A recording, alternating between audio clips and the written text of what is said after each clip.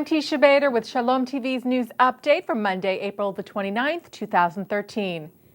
We open today with Jewish reaction to a recent boycott of Israeli academia, reportedly the first by an American academic institution.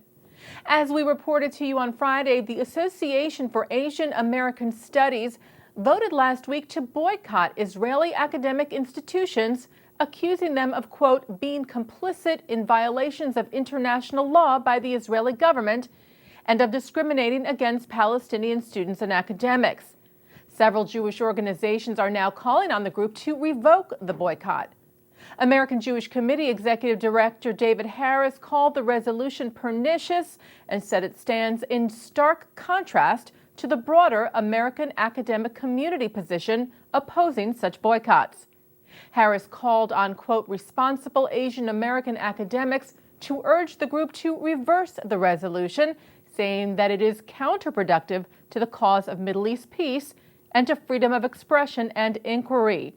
The Israel Action Network, an initiative of the Jewish Federations of North America in partnership with the Jewish Council for Public Affairs, echoed the sentiment and called on the academic community at large to voice their strong rejection of the resolution, which they said violates the core principles of academic discourse.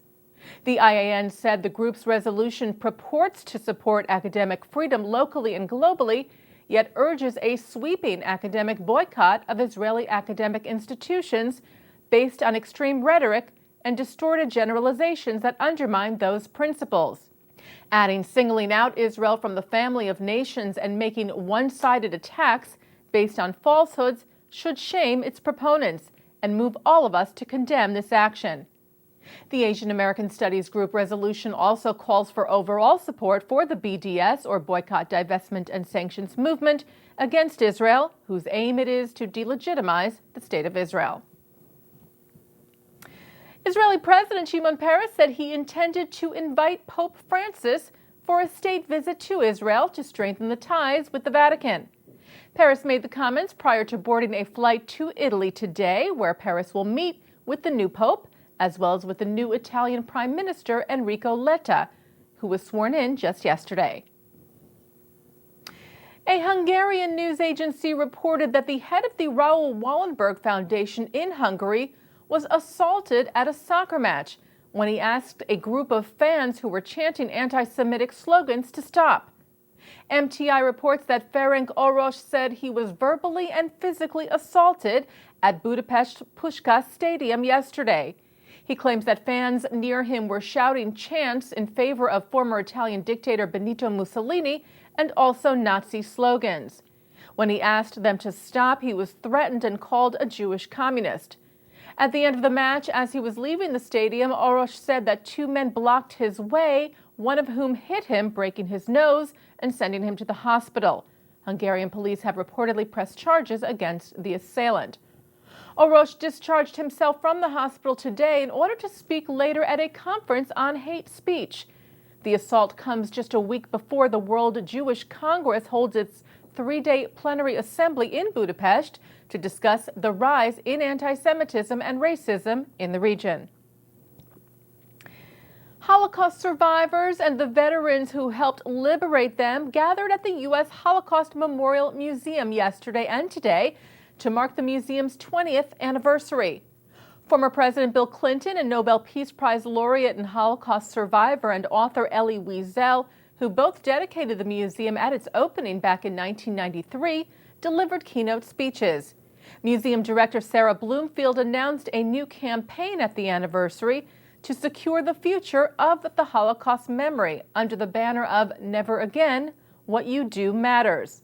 The $540 million comprehensive campaign will allow the museum to continue to keep Holocaust memory alive.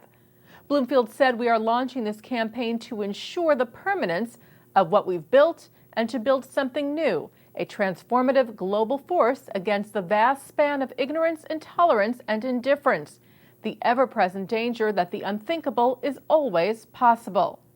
Wiesel, who will lead the campaign, said when the museum opened, "We put Holocaust memory on the National Mall. We now must inscribe memory across the map and conscience of the world." And finally, a joint announcement from the Israel Museum in Jerusalem and the Metropolitan Museum of Art in New York City that they have acquired a rare Hebrew manuscript from 15th century Italy.